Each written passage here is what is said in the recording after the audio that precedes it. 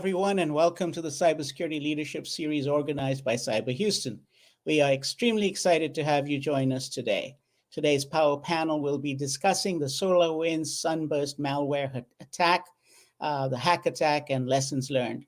We'll be getting into all kinds of things today as to, what is the Sunburst hack? Why is it a big deal? Incident response, executive communications, vendor management, supply chain issues, budgets, costs, have people's budgets changed? What are they buying? If it's affected any buying decisions, explore offensive cyber, wrap it up with lessons learned.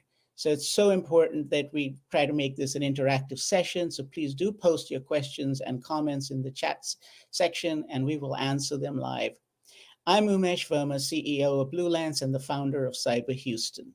Cyber Houston is a Department of Homeland Security recognized ISAO, which stands for Information Sharing and Analysis Organization. We are a coalition of volunteer business, cybersecurity, academic, government, and civic leaders. Our goal is to continuously educate and inform business leaders on how to manage and govern cybersecurity risk. Joining us today is a great group of experienced leaders, and they will share lessons learned from their cybersecurity and industry expertise. So joining us today, we have Jesse. Let's see, where are we, Jesse? We'll try to bring everybody on here in a moment. Let's get everybody on, and there we go. So we have Jesse Carrillo, Senior Vice President and Chief Information Officer at Hines, Mary Dickinson, Assistant Vice President, Assistant Vice Chancellor, CISO at the University of Houston System, Daniel Hankins, State of Texas Cybersecurity Coordinator, DIR, that's the Texas Department of Information Resources, Jason Howard Grau, Manager of Cybersecurity Services at KPMG, and John Valandi, Senior Vice President of Information Security at Company. Welcome, everyone. It's so great to have all of you on our live broadcast today. We have a lot to cover. And so let's do it. So John, would you help us explain, or would you help explain to us and our audience, what is the Sunburst Malware? Great, thank you, Umesh. I think first and foremost, the Sunburst SolarWinds hack really needs to be a wake-up call. And it calls into question what we can really trust. I mean, this was a supply chain attack that was able to subvert controls by a trusted software publisher, and it resulted in tens of thousands of people getting attacked. And what I want to talk about just briefly is, we talk about the Sunburst attack, but what is SolarWinds? Who are they and what was impacted? Well, SolarWinds is a software development company. Orion was the affected product. And this is a suite of tools used by a majority of Fortune 500 firms, a ton of government agencies, and it's used to manage internal networks. Attackers were able to compromise that SolarWinds build process, and they added malware to a legitimate file inside of the Orion platform. So really a sneaky attack. And we found that attackers were inside of the SolarWinds network for over a year before we figured out what was going on. And this malware created a backdoor allowing attackers to access a victim's Orion server at will. And on selected victims, attackers installed additional malware, and they remained undetected for months and stole sensitive data. Now, how did it all start? It all started with a piece of malware called Sunspot. And the Sunspot malware was introduced into that build environment, and its purpose in life was to inject the Sunburst backdoor into Orion. So now you've got a bunch of Orion users. They have an active maintenance agreement, and they're updating their software as these updates from SolarWinds are being provided. And people who updated their Orion software between March and June of 2020 ended up getting malware installed on their system, that Sunburst backdoor. Now, the backdoor in and of itself was pretty nasty. It was very stealthy, evasive, intelligent malware that had the ability to spawn and kill processes. It could write and delete files, create and set registry keys, gathered some key system information during internal reconnaissance efforts that it used to understand what security software was on the device. It then went about disabling the security software. Now the environment is totally prepped for the addition and insertion of stage 2 malware. That stage 2 malware, this is where it really starts to get nasty, because the Cobalt Strike beacon is installed in your environment and it gives the attacker persistent hands-on keyboard access. Things like you'll hear malware referred to as teardrop or raindrop. Those were some of those deployments of the Cobalt Strike beacon. We saw teardrop much more prevalent than raindrop, but essentially both of them were follow-on backdoors that created much more harm into the environment. Now, there's actually some malware that was misattributed to this attack. And we know that Sunburst essentially was a legitimate DLL having other code, untrusted code added to it. And that DLL was digitally signed by SolarWinds. So if you're looking at it from a static analysis perspective, you're going to trust that software. Well, Supernova was actually a web shell installed on vulnerable Orion platforms that were exposed to the internet. So a different threat actor was able to identify Orion servers exposed to the internet. They had a vulnerability that wasn't yet patched. They installed a web shell. And that's just a different way of getting persistent access, hands-on keyboard interactivity inside of the target environment. What they did was replace a legitimate DLL, or they added a DLL to the system inside of the Orion folder structure, and that similar use of DLLs is what resulted in the initial misattribution, but it's largely thought that Supernova is a separate piece of malware by a different threat actor. And once again, that first piece of malware, you never want it, but it's typically your second stage that's causing the larger damage. And that's where we see Cosmic Gale coming into play. So if you've heard of something called Cosmic Gale, that's some PowerShell follow-on malware that was used for post-exploitation activities. So a lot of different malware associated with this. And actually, just on the 4th of March, I want to say, FireEye came out with an announcement about Sun Shuttle, which is a new piece of malware, yet another backdoor that they discovered during some incident response. Their client initially did have problems with Orion and the initial Sunburst attack. We haven't yet been able to glue Sun Shuttle to Sunburst to positively attribute this new strain of malware to the SolarWinds breach. But as you can tell, it's a huge tangled mess. And this server runs typically with very high levels of privilege, and it has access to tons of systems across the environment. So what did the attacker do by doing this? They bypassed antivirus. They've bypassed application whitelisting. They've bypassed the firewall. They got SolarWinds to deliver the malware on their behalf. They got the actual customers of the software to execute the software, and they didn't need to do privilege escalation because it already runs with such high privileges. And Orion reaches out and touches a number of key systems, so lateral movement was embedded. Many aspects of an attacker's playbook were automatically taken care of with this software. Very, very powerful. Well, that's a great analysis, John, and I think it sets up our conversation really, really well. And so, Jason, KPMG has been involved with the SolarWinds, helping SolarWinds actually think through its breach response. So I think this leads in really well to, why is this a big deal? And what can you really share with our audience? And really, there's another question that has also popped up during John's conversation that says, now we're up to 5 backdoors. So I think maybe, could you walk us through what, why is this a big deal and what's next? Sure, happy to. And John, great unpack, by the way. I thoroughly enjoyed the way you put that together. From a practical perspective, so KPMG is one of the firms that was asked by SolarWinds to come in and support them in doing the forensic analysis of it. And I think it's funny, I've had this question a couple of times. Well, I don't have SolarWinds, or my SolarWinds switched off, so why should I care? And the brutal truth is, this is highlighting a critical interdependence between organizations.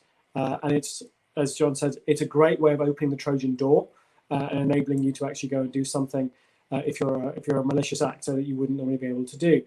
The key point here is that hackers have identified the increasing interdependence in what we traditionally have been calling third-party or supplier risk. Okay, so from a practical perspective, they recognized in the way that SolarWinds worked was taking the hacker's playbook and literally running that Trojan pretty much right the way through the enterprise for you. So yes, if you don't have SolarWinds, you can breathe easier, but you certainly can't breathe easy. Because what I'd start by saying is, and what we're seeing an awful lot, is third-party risk has traditionally been considered very much a one-and-done type approach. You trust your third parties because they supply to you. You'll probably run a process, perhaps on an annual basis if you're lucky, that will look at the cyber considerations of your supply base. And that's all well and good at a snapshot in time. The problem is it doesn't last. And what we've seen very much with things like SolarWinds and the nature of the attack in SolarWinds was incredibly well positioned, so much so that the malicious attackers removed themselves from the environment to not trigger off any potential defenses, so you wouldn't see that they were there. Most hackers don't do that. Most hackers, once they're in your environment, they will try and leave things in there for as long as they can, because stickiness is crucially important to being able to unpack your nefarious plan, whatever it may be. But the reality is that third-party risk fundamentally has been considered one and done. And what we're seeing now is, in the nature of the interconnected software world that we now live in, is third-party is now a lion's share more important than it ever was before. So from a business perspective, just simple considerations. If you look at the amount of software that you run, and most companies run a lot more software than they realize, and they also don't necessarily appreciate how much of that can potentially be things like open source, which has its own considerations. So the other side of the coin, which again, talking to a lot of organizations about this at the moment, we are looking extensively at operational efficiencies. Organizations are looking, especially post-COVID or during COVID, you've had to find different ways of operating. We've all had to work remotely. We're all doing this over a virtual environment. Those things are actually also challenging us because we're having to use third-party suppliers to provide that infrastructure and those capabilities to us. So what this really means is that as we drive towards more efficiency, we're going to see more and more of this. So when you start walking your way through the considerations of how do I feel that I'm potentially affected, at least from the beginning, ask yourself the question, how many software solutions and hardware providers do I have? How many cloud providers do I have? How many third parties are actually able to deal within my environment at any one time? When was the last time I actually went along and checked? Am I comfortable that if something happened to one of those providers, let's look at the Microsoft Exchange impact, the Exchange environment was targeting on-prem, which is a significant thing. The reality is this is just one more thing. There will be more and more and more. So my question is a simple one. Going back and looking at it, how well prepared are you for something like this to impact your organization? And what we're seeing is, in time and time again, people are not as well prepared as they should be because they don't necessarily consider it's going to happen to them, or they don't consider that they're big enough. I had this conversation with a client recently. I'm too small to be noticed. I'm too big to be taken. Nobody is too big to be taken, and nobody is too small to be noticed. If you look at your firewall logs, you'll see that people are knocking on your door every day. The crucial component of what we see with third-party risk now is because third parties are so incrementally important to our organizations and instrumental in the way that we operate, they are by default trusted. And that trust is being subverted on a regular basis now by those people who want to make use of those ways in the door. As John said at the very beginning, this is a great way of playing the hacker's playbook without playing a hacker. You use somebody who's trusted to do it for you. It's the classic Trojan horse. So I'll kind of piggyback on what Jason said, a very well way of summarizing it. I'll say, in security, one of our mantras is never let a good crisis go to waste.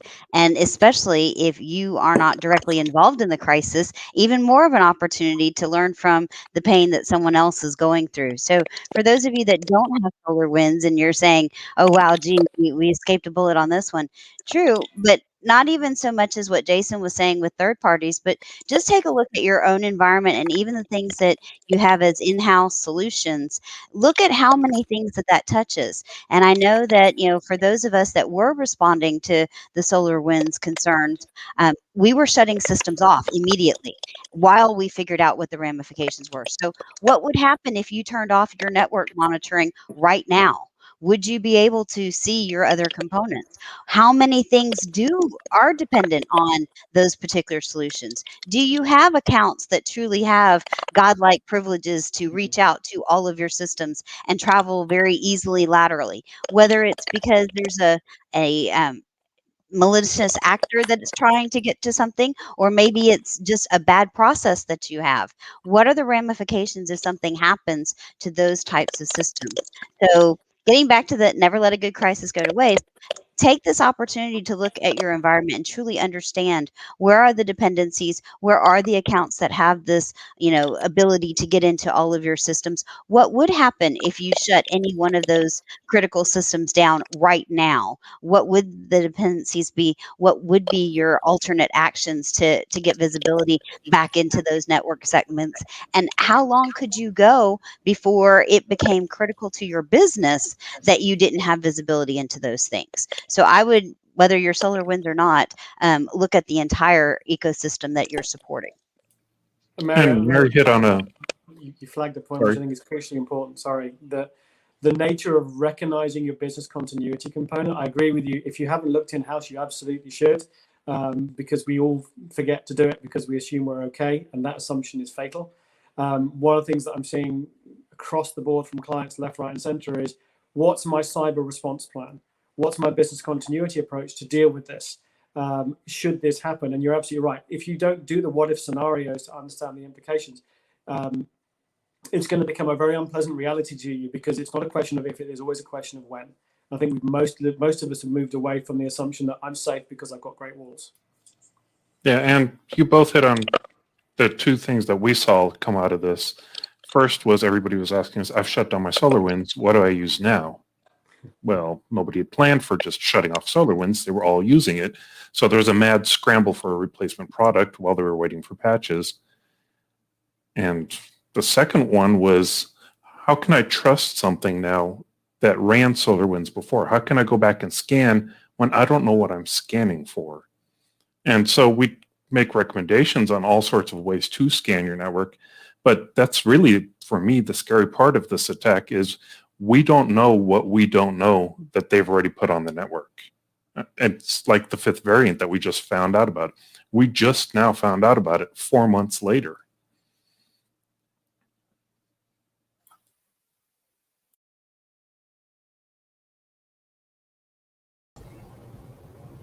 So we can see how the SolarWinds hack is impacting us, whether one uses it or not. It's making us think through the entire ecosystem.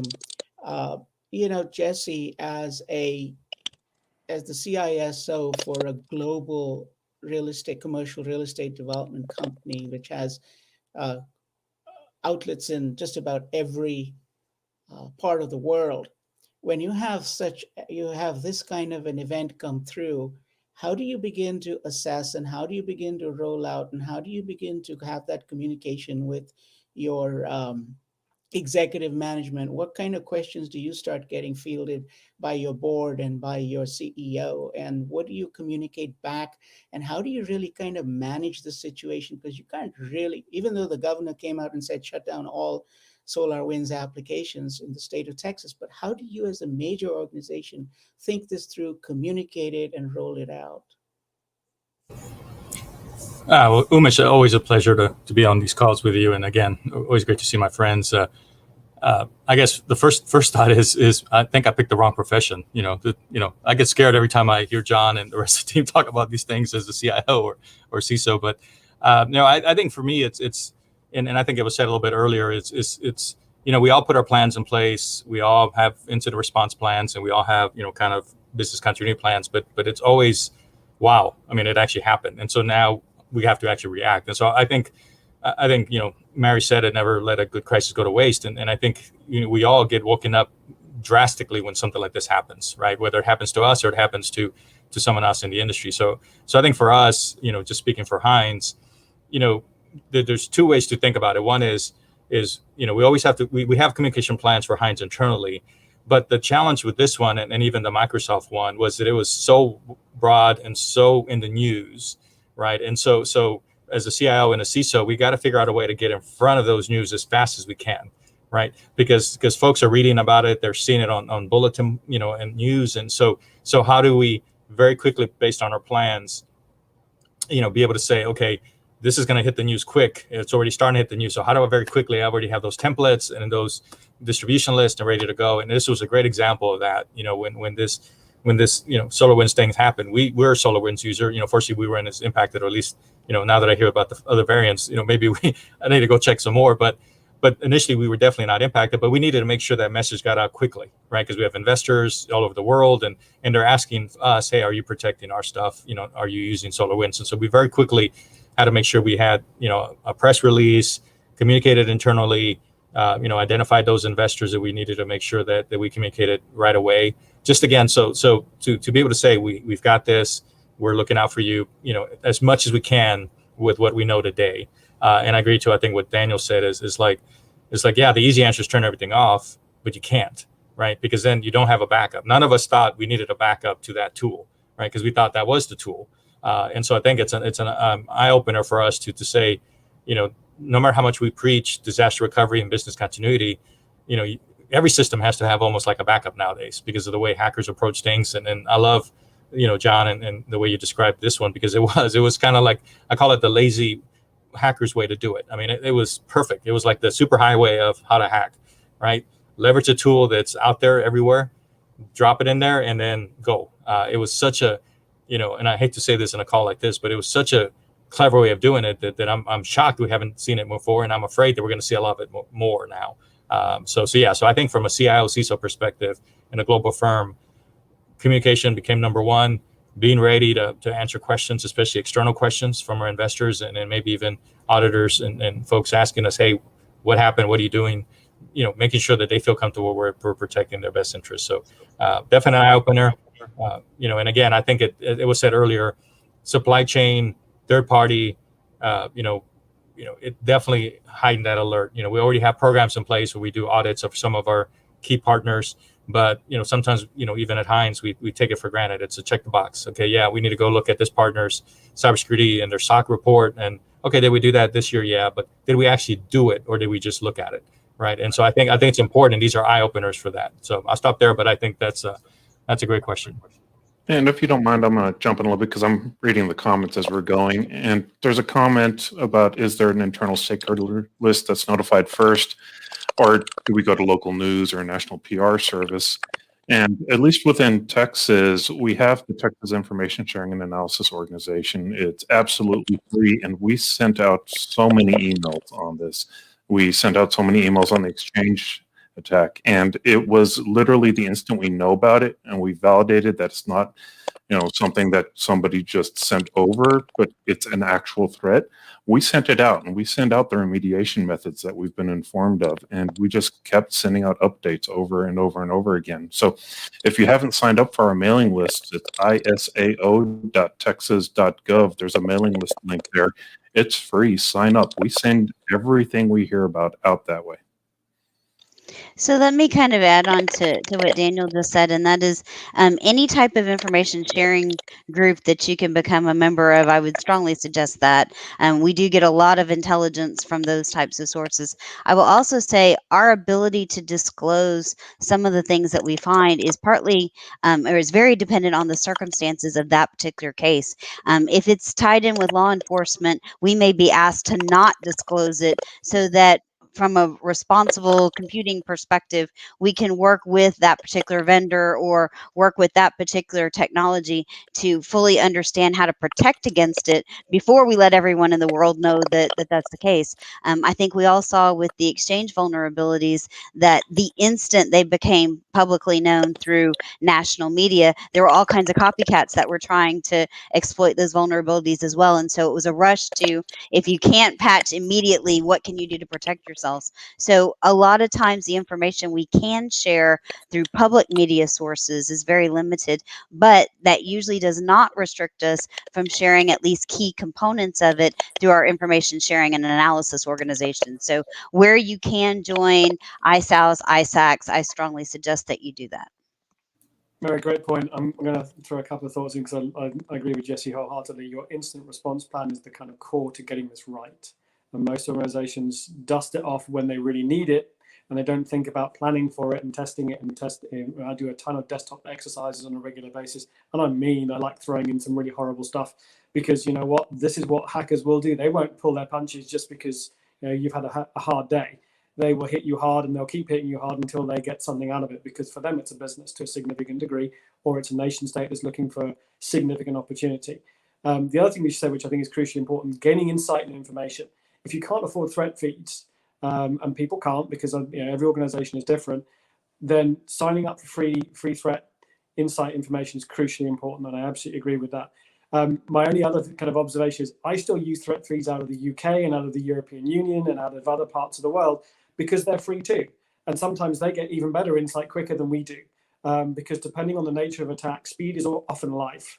If I see something that's been designed and built out and has hit the National Cyber Defence Centre in the UK first, who have a little bit more proactivity, and I'm lucky enough that I know people and I've got certain connections in that environment, I may learn something faster. So I would absolutely encourage everyone, if you haven't got threat feeds, it's free, it's easy, you should. The challenge is going to be how you then define who's going to look at them, how often they're going to look at them, and how that works. So there's always going to be some challenges in that space, I suspect. However, it's crucially important, and it's going back to it, let's not let a crisis go to waste. For goodness sake, go do this. This stuff is low-hanging fruit, and anybody can do it, and it's useful insight. At a minimum, you can get IOC insight pretty quickly, and that helps you figure out what you got. The other side of the equation, which I find unfortunately also a challenge, it's brilliant to get the threat intel, and then the mad question gets asked, have we got that? And Jesse, I'm looking at you as a global organization. I was a global CISO for my sins. The number of times I'm on the phone ringing regional directors, country managers, hey guys, listen, there's an important thing. Do we have this thing? And in what state is it in? It goes back to the basics of foundation elements of cybersecurity, which is, guys, we need to ensure that we also have very good, very up-to-date asset inventory of absolutely everything we have. And that's really hard. Well, and Jason, before we go to any other questions, I want to latch on to something you said about the global piece, because I think too many times organizations, and we're probably guilty of that, we're headquartered in Houston, this is our home base, we're focused on what's happening here, we're focused on what's happening in the States. And I think it's our job to always remind people that this is a global thing, right? I mean, we've seen a lot of these attacks are coming from other countries. And so I think it's critical, and I love what you said, Jason, it's critical that we do listen to those feeds. We have partnerships and relationships, maybe vendors that we already work in some of those countries that are feeding us the intel, and have that at our disposal, because it is not just the United States. It is not just our headquarters. It is a global phenomenon. So I love, Jason, thank you for saying that, because it is a global thing. And the more you can treat, even if you're a small shop and our headquarters in the States, still be thinking global, because the attacks are coming global, not just from the States. Well, and I think too, Jesse and Jason, one of the keys to all of this is operationalization of knowledge. So we've learned some things, and everyone's brought up these good things. We've talked about an incident response plan, holding tabletop exercises, being able to consume threat intelligence. That's all great knowledge to have, but until the point in time you reach an inflection point where you can operationalize that knowledge, you're more of a researcher than a practitioner, and that's not going to save you. And so I would say, right, we've all heard the analogy, how do you eat an elephant? One bite at a time. So take a bite, figure out how to operationalize it, put it to work, then take your next bite. There was a ton of great free threat intelligence related to Sunburst. FireEye's initial write-up was phenomenal, and there was great resources on GitHub that you could use to understand what was going on inside of your environment. You could actually reverse engineer. This was written in the .NET platform. You could reverse engineer this malware very quickly with free tools. There's YouTube videos, so don't ever be intimidated by the threat intelligence you see. There's tons of guidance out there. just take it and run with it. If you're a hands-on keyboard person, just go do it. If you are a director, you're a VP, you're a manager, get your staff empowered and get them the tools they need to kick that can down the road, or you're going to be standing in the middle of a boxing ring with your hands at your side, continuing just getting punched in the face. And that's no way to play defense. So I will add to what John just said in that we tend to be overwhelmed. Either we take one of two tracks. One is we're overwhelmed with everything that there is that could possibly be done, or we look at something like SolarWinds and say, "Oh, I don't have SolarWinds. I can move on." So I would caution, two things. Number one, the old nursery school rhyme, "Fool me once, shame on you. Fool me twice, shame on me." So you've been given warning now, so do something. And as John said, do something. You don't have to do everything at one time, but if you take one lesson out of SolarWinds and you apply that to your environment, you're one step closer to being more secure. So it doesn't have to be a boil the ocean. Do it one step at a time and you will continue to make progress. And so the next thing that comes about, you are that much more prepared for, even if you're not prepared for everything.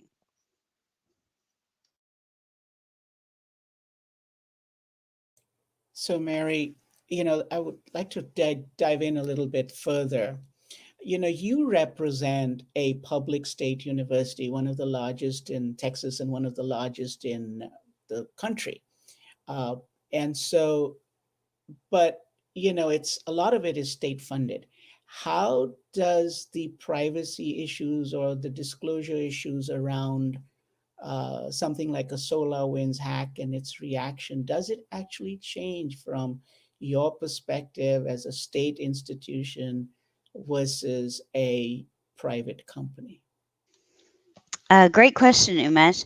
So I'll say that for most of the things that we do, I would say it doesn't change, except in the sense that I have a much more diverse environment with less direct control over some of our components than a private company would. I don't have one person that can issue a directive to every single device, every single person that interacts with our campuses. Because that's not how we're structured. We also have the challenge, unlike a lot of private corporations, I don't have someone that can just give me a blank check and say, go fix security.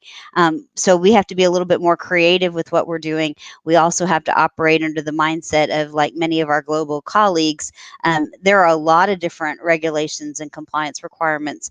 We have a lot of different business units. We represent basically small cities. And so how can you fully secure everything in the manner that it needs to be? And so it's always a challenge. But I'll say, with that in mind, that we do work very closely with our law enforcement colleagues, with our colleagues at the state. So we are working on best practices. We are working with very good intelligence as far as how things are affecting our organizations. And so we have a lot of resources in that sense. So it is different and it's challenging, but it's possible. I mean, we are doing it now. We are protecting 80,000 users across the University of Houston campuses, and so far, knock on wood, so good. Hey, Mary, this is Jesse. I like to meet one of those companies that has that blank check that's a private firm. So I didn't say all of them. There are some out there, though. I can remember having the budget challenges of having to prioritize left, right, and center for everything that you do. And there isn't. It's like the "don't worry, we're never going to get hacked" myth. All right, we don't have a blank check no matter what. But I love the idea of it. If you find one, please let me know, because I'll be happy to kind of hop over. I have so much fun doing that. Well, and I will say, for even those of my colleagues that have far more funds than we do as a state agency, they do have resource constraints in the people and the time to address a lot of these things. So don't think that just because your financial issues are not issues, that you don't have other ones. I mean, I think everyone in the security space is operating on the not enough time, not enough people, not enough expertise, not a lot of money. So, we all do the very best that we can. Well, and that's a great point, Mary, because again, I think, we using SolarWinds, we put these tools in place, and so a lot of times as cyber professionals, we put tools in place and we're like, okay, the tool will take care of it. We don't need to worry so much about it because the tool's taking care of it. But I think this was a big wake up going back to your point about time and people, is that it doesn't always matter how much money you spend on tools. It is the people, it is the time, it is the programs and the processes you have in place to verify, validate, quarterly checkups, monthly checkups, watch the logs. It's that's really the important part. The tools are the tools, but you have to have the time and the people. And so I think, Mary, that's exactly right. And that really spurs me to think about what I call the shuns: automation, integration, orchestration. Everything that we're seeing right now, there's typically more money for tools than people. And when we think about how APIs are being leveraged to create these types of integrations and automations and orchestrations, it really brings into question API security and what people are doing to vet those APIs, how they're able to see the inner workings of an API, what types of containers or serverless environments, function as a service, is being leveraged to create this capability, and how it can actually be secured. So I think that we're at a real interesting point in the world of cyber, because these movements to the cloud and a lot of SaaS that's in the cloud are leveraging these types of technologies. And as most normal businesses don't have the in-house talent to do the proper due diligence. So we talked about due diligence. How do we take care of that supply chain? And it's just going to be very, very complicated. I would add my opinion. You can get a full refund if you don't like it. When we think about due diligence in a company like SolarWinds is going to pass. There's no amount of due diligence that's ever going to be able to predict or detect an advanced nation state breaching the software build process to backdoor the software. When we look, if we can go deep dive on operational risk, reputational risk, strategic risk, financial risk, every dimension of risk that you could think of, you can dig into in due diligence. With many of our vendors, we're just not going to be able to figure it out. And another thing, like Exchange, if you're lucky enough to not use OWA and to not expose Exchange, your on-prem Exchange, to the internet, you sidestepped a landmine. But how many businesses have that strong beating drum from the sales force or the operational side of the business saying, you got to open it up, we're working remotely, what happened to mobility, you got to empower the remote workforce. We're just really, we're really a group of people that never gets to sleep. Yeah.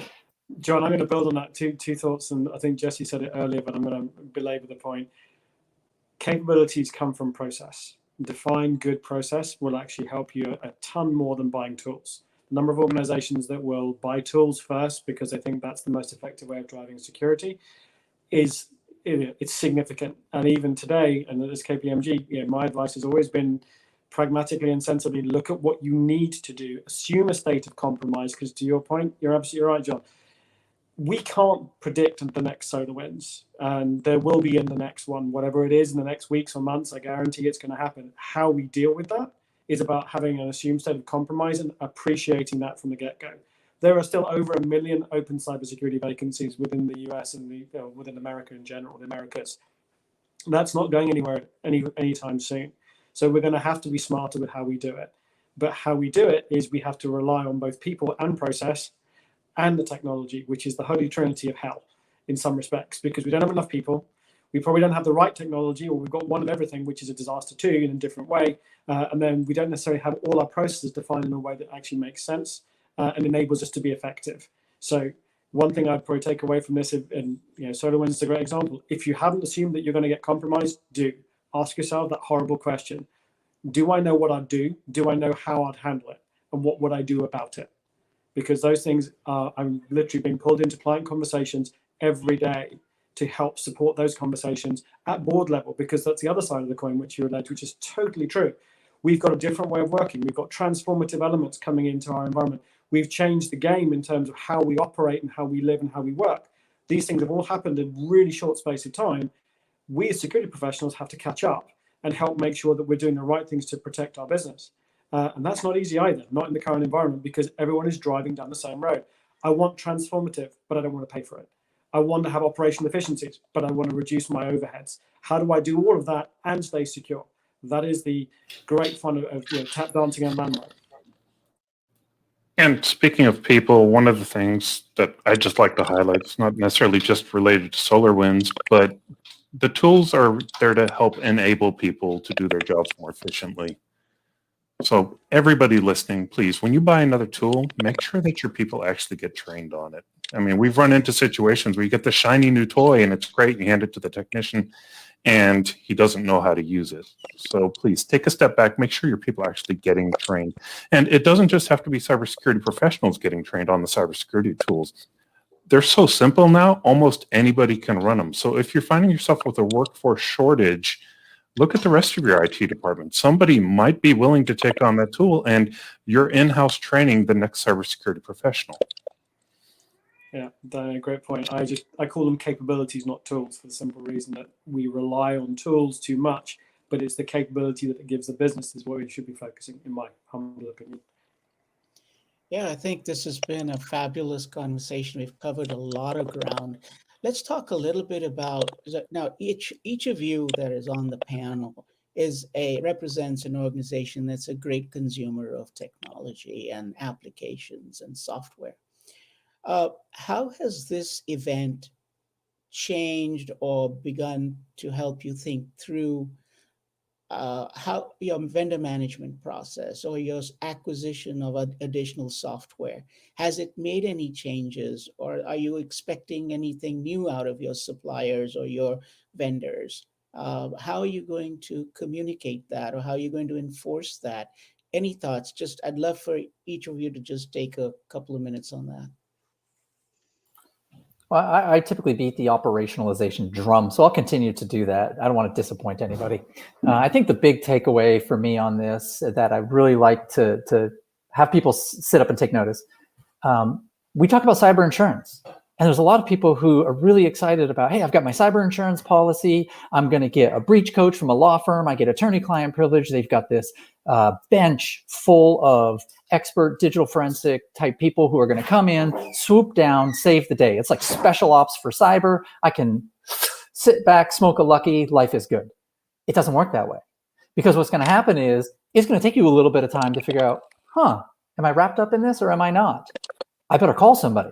You call somebody. How many days have gone by? You don't have an MSA on file. You don't have a statement of work on file. You don't have a signed contract. You don't have NDAs with whoever that provider is going to be. You've got 7 to 15 days where you're responding to that breach. What do I recommend? Find somebody to get on a $0 retainer incident response agreement, pre-negotiate everything. When the proverbial you-know-what hits the fan, call that company up. Ultimately, it's going to be covered by your cyber insurance policy. But while you're working through everything with your breach coach and that panel of providers, you've got somebody serving as an incident commander, taking control, dealing with crisis communications, dealing with stakeholders, shareholders, senior management, and directing the activities of your technical staff. So, John, I'm going to build on that. As KPMG, we do $0 incident retainers on a daily basis, and it's part and parcel. I'll say it again and again and again. It costs you nothing to have it in place. It's the best insurance policy you'll have from a significant perspective, and we are leveraged in that way continuously. The bit I would probably add to, if I may, is when you're dealing with the ins and outs of the incident, the first thing you're going to focus on is your forensic and your immediate response. That is a great and important facet. I'm not belittling it in any way, shape, or form, because we do a lot of it. But what we're also seeing is that there is the other side of the coin, and I've spent the last couple of months with a number of clients dealing with this side of it, which is the how do I start recovery? What's my tactical recovery business continuity piece? And inevitably, every organization that I've been pulled into in the last year, they don't have enough people. Your traditional IT team is working 24/7 trying to figure out where am I, what am I, how am I going to get through this? Oh my God, the business is screaming at me. I've had to down tools, break the network because I can't trust that I haven't got lateral movement. So the recovery part of this is the other part of the equation that I'd strongly recommend that organizations think through now. All right, think about it from a context of if I can get an on-call agreement in place for response, I should also think about having one just in case I need it for recovery, because I guarantee you the thing that you're going to realize really quickly, especially if it's something like a ransomware, and by the way, cyber insurance companies are not immune to ransomware either. So even the companies that tell you that they look after this and provide you with that, the CNA got hit with it the last week or so, exactly the same challenge. Ransomware is everywhere. Assume that you're going to be compromised. How will you handle that? Find an organization that will be willing to step up with you, because come a week, 2 weeks in with a significant ransomware, everybody in the organization is going to be absolutely tired out, and they are not going to be able to perform or function effectively for you. So having the ability to augment up fast And having people who've been through this 20 times and say, don't worry about it, we've got it under control. Let's figure out what business as acceptable needs to look like. Let's help you get to business as usual and also calm the board down. That's a phenomenally important facet of getting this right. I'll get off my soapbox. So I will also say, all the experts in the world that can come in to assist you will not do you any good if you can't help yourself. So you need to have a good understanding of your own environment. You need to understand, getting back to one of the earlier points, do you know what you're running? Because you can engage, KPMG or any of the other, really expert firms to come in and help. And, I would love to have someone to do that, but they can't answer the question, are you even running this? Does this even apply to you?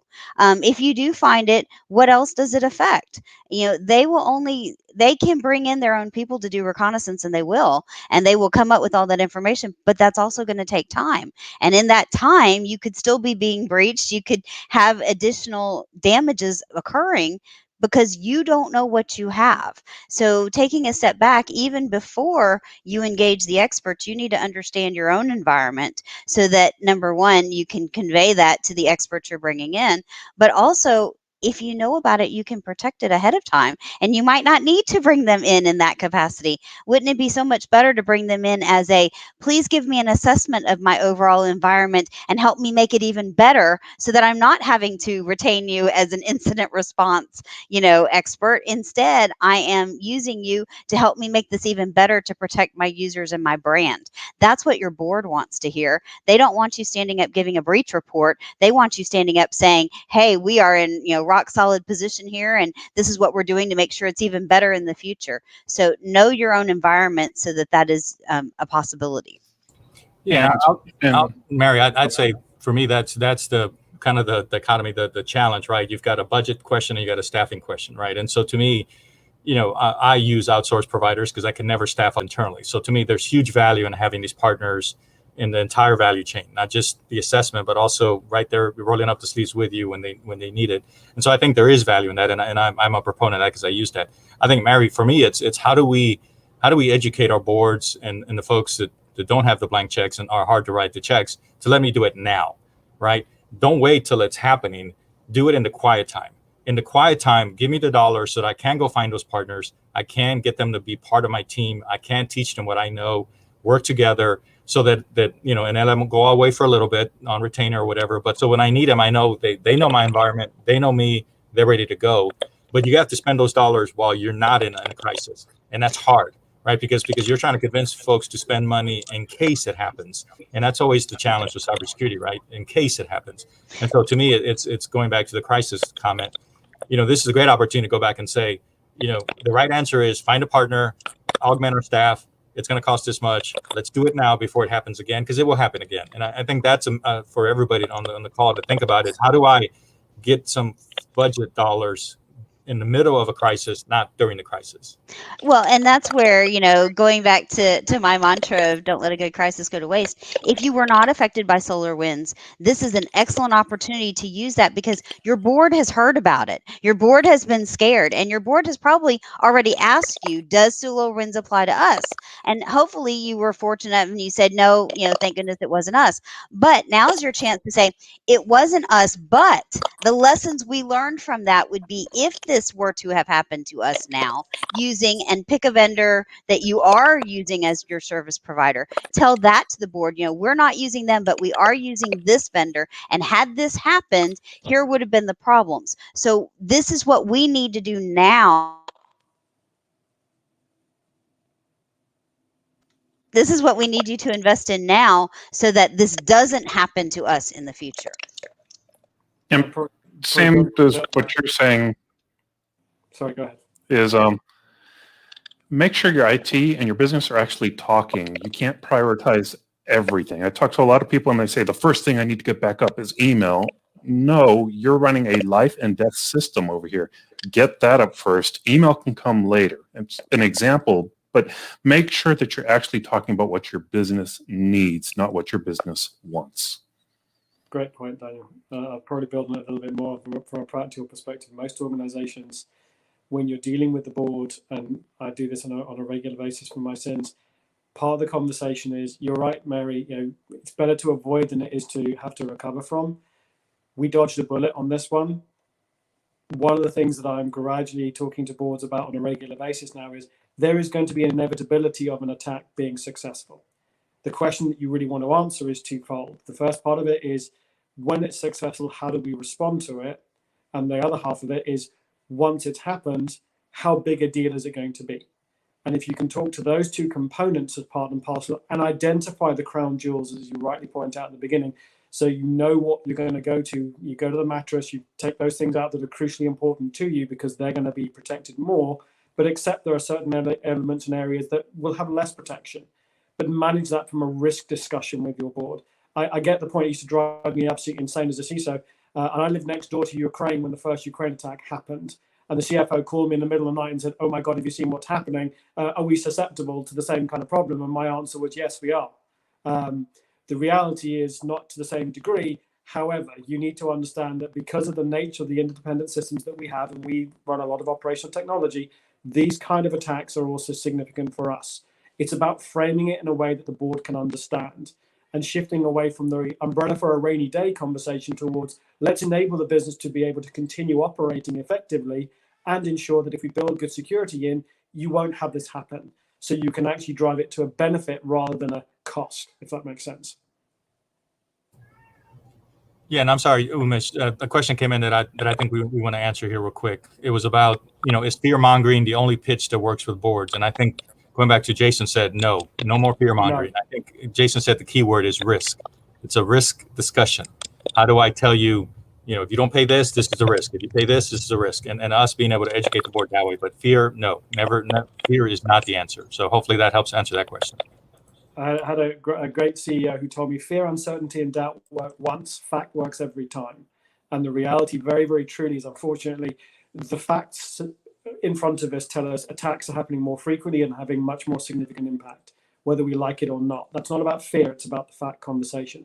And it's also about having a risk tolerance, being able to accept, well, okay, we'll allow the first 5 million of any insurance claim that we'll self-insure against. And we understand that up front. So when the CISO comes and knocks on your door because something bad has happened, they're going to have that 5 million ready to go because that's what it might cost. It's not a pretty conversation if you do it at the time. It's much easier to do it up front. Well, and like Jason said, this is based off of facts. And so I wouldn't characterize it as fear mongering to say SolarWinds happened and we were not affected by it, but here's how a similar attack could have impacted us. And here's what we need to do to change that. When you look at it in that way, they already know about SolarWinds. You're not going in there, with a banner saying, "Oh my gosh, someone just got hacked and you need to know about it." No, they already know about it. They need to know from a risk perspective, how do they put that in the context that they are evaluating their position right now? And so looking at it from a risk perspective, SolarWinds did not affect us, but this could, and this is what the effect would be. That puts it in a position that you're not just screaming about this, elusive something bad might happen. You're putting it in a context they already have, but explain to them what that context really is. Great point. Great point. And I think the other part of it is, and it's a very fun conversation to have when you're standing in front of the board of directors, what's your exception process? What risks are you prepared to accept? And making sure that's really clearly understood. Most conversations at most board levels, if we do them right, they'll understand that there's a trading conversation to be had about how much risk versus how much cover and how much we are prepared to accept. And at the end of the day, yeah, there we go. Someone just asked it. It's business continuity. Can you accept with your current business continuity environment as it stands the risk that you see? Most organizations that I am talking to, and bitter personal experience because I've been on the wrong end of a number of significant targeted attacks in my career. The reality is you're never as prepared as you want to be. And at least having those conversations up front gives you certain opportunities to knock things up and get them set and lined up. So when the bad thing does happen, everybody understands what's going to happen and how you're going to deal with it. So awesome. I mean, tremendous full 360, good analysis. We've got the regions, the brightest, we've got the A team right here today. And, you made a great point about resources, Jason, earlier, which is that in the moment, you've got so many other things to handle, and you still have to continue your work. And your current IT and security resources are probably needed to continue doing the work that is needed. And so you need the staff augmentation at that point to be able to bring in and continue operations with as minimal impact as possible, even though the impact's going to be significant. But you cannot really bring an organization down to its knees. So I think that's very important. And I think that kind of leads into maybe the next part of this question or a comment, and is that, you know, companies, it just feels like we are always playing defense. And there has been this thought process beginning to come around that says, is that all we can do? Is security only a defensive act? How can we be more offensive? And, you know, we've kind of grown up all playing sports and other competitive actions. And Mary, congratulations on the University of Houston being in the Final Four. It's the first time since I think 1980s, since Phi Slamma Jamma. So congratulations. So, and they've been playing great offense and great defense, swatting all kinds of offensive rebounds and swatting boards down. But I think there's that parallel that says there has to be some balance between defense and offense. And so I just open that up to the panel for any quick comments on offensive cyber. I think, Umesh, first and foremost, I wouldn't want anybody on this call watching over the internet to think that we're advocating hackback. Hacking back is illegal. And from an offensive perspective, I'm a big fan of allowing offense to inform defense. That allows you to defend yourself better. But if we think about the traditional way that people defend themselves, it's pretty predictable. And it literally, as I made reference to that fighter in the middle of the ring with their, their hands by their sides, just getting punched in the face. Well, we need an active defense. We need to duck, bob, weave, block those punches coming towards us. So we can understand what that looks like inside of MMA or a boxing match. But what does that look like inside of cyber? How do we actively defend ourselves? What's really interesting, there's a company out there called Thinkst, Thinkst, and they have some canary tokens. I don't own this company. I have nothing to do with them, right? Disclaimer. They just produce really good stuff. It's free. So you can use canary tokens to create a tripwire. And as an attacker touches things in your environment that no legitimate user or process will ever touch, you get an alert. And I could talk about this for an hour, but I won't. So I would just encourage people to think about deception, to think about being elusive, to think about using some forms of agility and tripwires in your environment to detect an adversary who's doing things they shouldn't. You can catch the insider threat this way. You can catch a true adversary this way, and it can be little to no cost whatsoever. And if you have somebody who is really a hands-on geek, they'll love you for allowing them to explore the technology. Hey, Umesh, before we go on to the last question, I think I love the question. I'm with John on that. I don't think it's about playing offense. I think it's making it harder for those attackers, right? And I think I always use an analogy of someone trying to break in a house in a neighborhood. They're going to go try to find the easiest house. So what John said is actually right. Is not necessarily trying to figure out who it is and then go after them, but just make it harder, right? Put things in place that just, they have to struggle. They have to struggle. They have to struggle, and eventually some of them will go away. And that's what you want.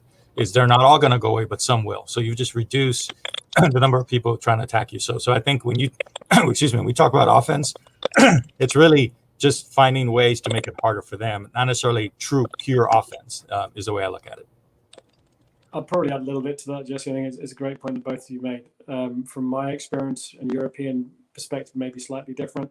UK PLC is much more active now than it has been. If you look at the National Cyber Defence Centre in the UK, which is stood up. One of the things that I worked for a global communications company as I was the head of SecOps. I ran it globally. It was a significant challenge. We linked in very closely with law enforcement. We linked in with UK PLC on a regular basis. We provided intel of things that we were seeing, and they actively took the responsibility to deal with it.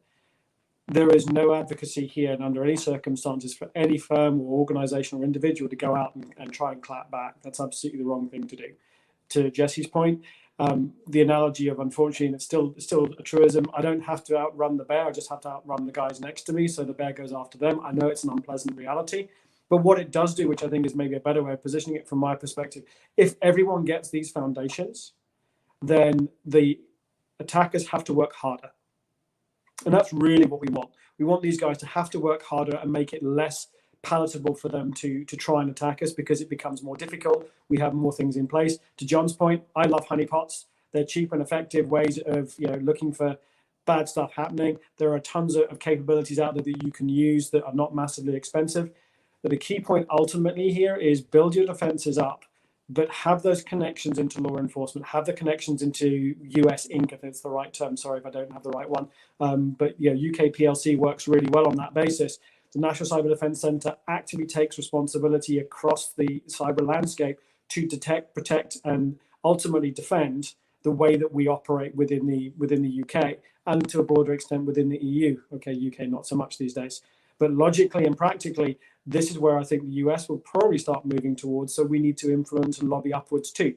There is nothing wrong with us having conversations with the FBI SACs in this area. Guys, when is it going to start being important that we focus on this? Because they do, we may not just see it. That's the kind of 10 pence I'll throw into that.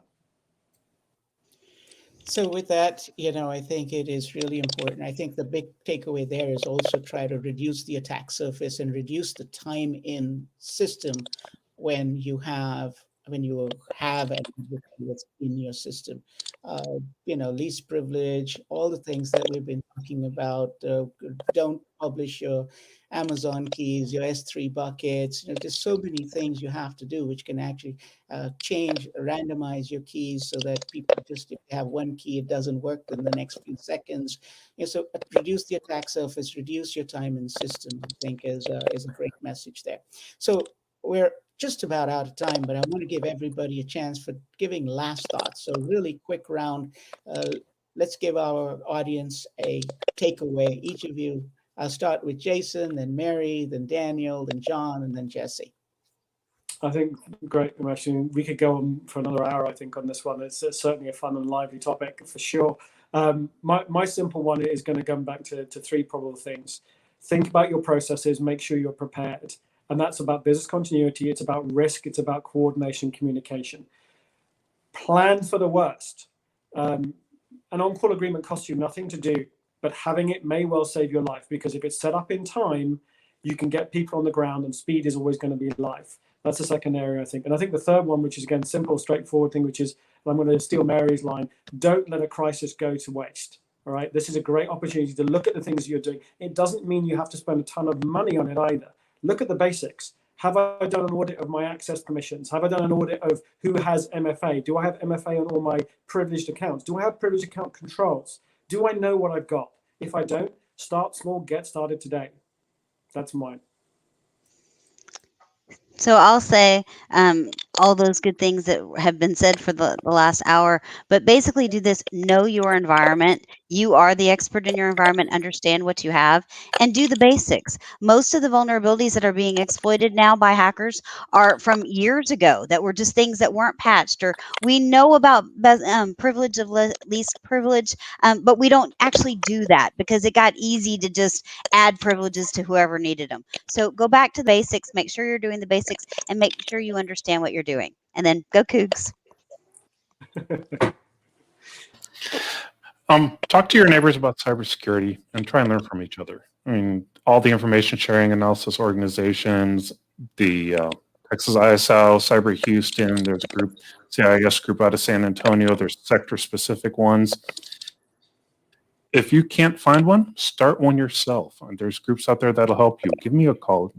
I'll talk to anybody. But yeah, talk to everybody you can about cybersecurity and learn from each other.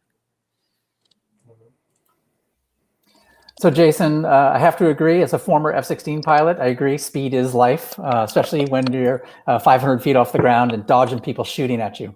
Well, a few things. One, I think we all need to recognize we are unintentional targets of nation states. Simply by running popular software, we are unintentional targets of nation states.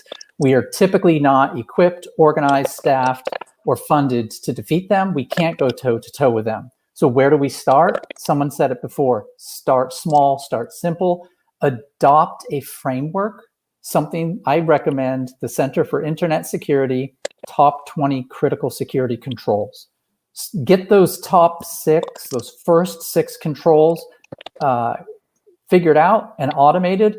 You'll be better than most. It might seem simple, but you will actually and absolutely be better than most. Yeah, and I would say the easy part about being last in this question is I can just say all the above and what everybody else said, because they all were fantastic. The only thing I would add is continue to attend these type of sessions, create awareness, spread the word. I mean, that's the only way we can really help each other out. So that's all I'll add. Everybody else said everything that I wanted to say. It's perfect. Thank you.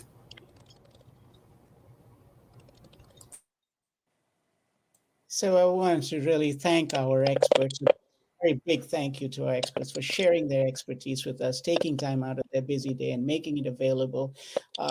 For our viewers, this presentation will be available on the Cyber Houston Facebook page and the YouTube channel, as well as the cyberhouston.org website. Please do subscribe to our Cyber Houston YouTube channel and follow our Facebook page. Remember to hit that notification button. That way you will be notified each time we go live. Now at Cyber Houston, we have this great group of civic leaders from around town who give of their time, give of their selves, and provide all of this free of charge to our community. We take the lessons learned from our enterprise members, distill them down into sensible economical guidance to help small, mid-sized businesses improve their cyber posture, build resilience, become better and stronger suppliers back to the enterprise. All of this done through the lens of helping SMBs grow their business.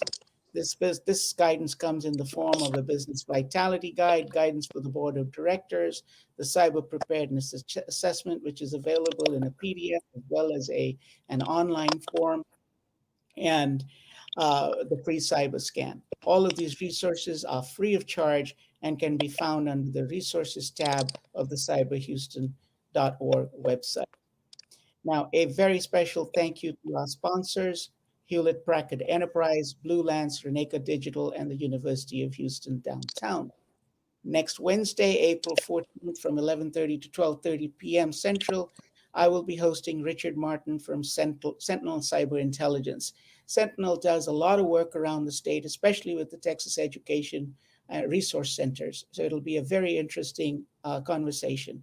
Please mark your calendars and do join us. Till next week, be safe, stay healthy, have a great day. Thank you.